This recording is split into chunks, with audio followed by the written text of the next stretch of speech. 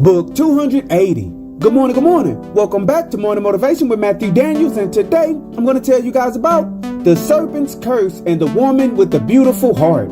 That's right, the serpent's curse and the woman with the beautiful heart. But what is Matthew Daniels talking about?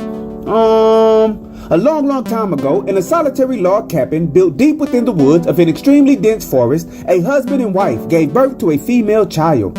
This child, who was one of my ancestors no less, was named Morvanta, which being translated into English means the one with the beautiful heart. Her parents were cruel and they made Morvanta's life hard, but as she grew, she always did her best to stay positive and nice in spite of how she was treated. One night, there was a full moon which shined with extreme brightness in the sky. Morvanta, who was outside when the clouds dispersed and revealed this glowing moon, became entranced by the sight of it, and she stared at it without blinking for several minutes. Then, an intense heat engulfed her entire frame, and she dropped to her knees and held her stomach tight. Beginning to groan in pain, her eyes turned from black to yellow, and her skin was overtaken by scales. Her mouth contorted and twisted, and her jawbones cracked and morphed. Her teeth retracted inside of her gums, and only two long, sharp fangs remained. Morvanta started to hiss like a serpent, and a rage took over her mind.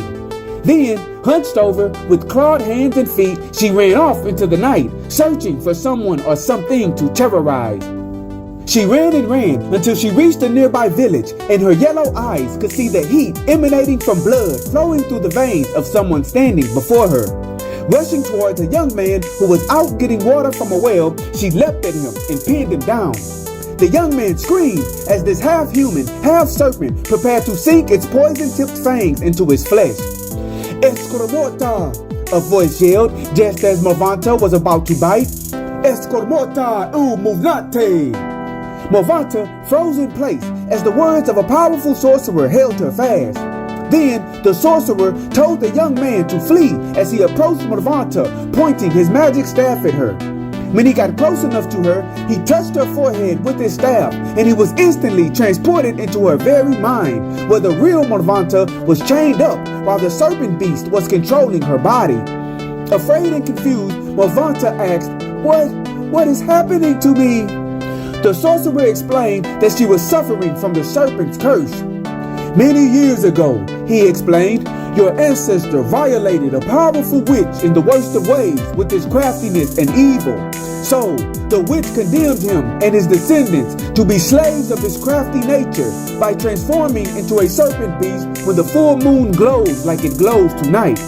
But the time of this curse has been fulfilled, and it is time that these new generations be released from its clutches.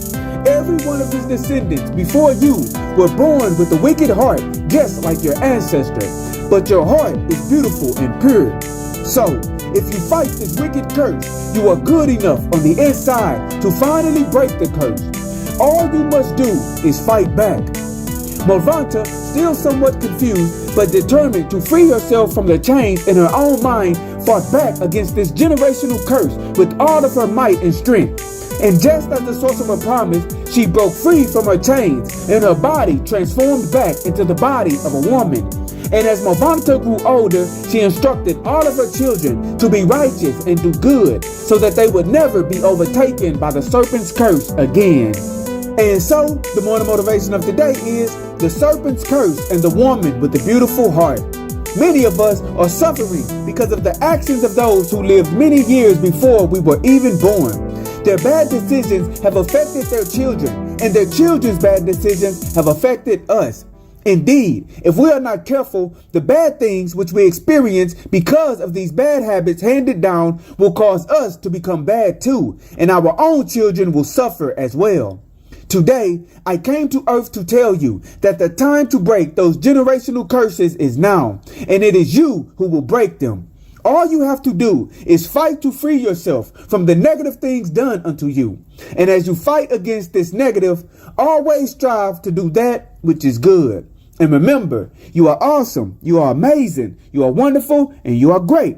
And you are going to change the world. I just hope I'm still alive to see it, family. I'm out. Good morning.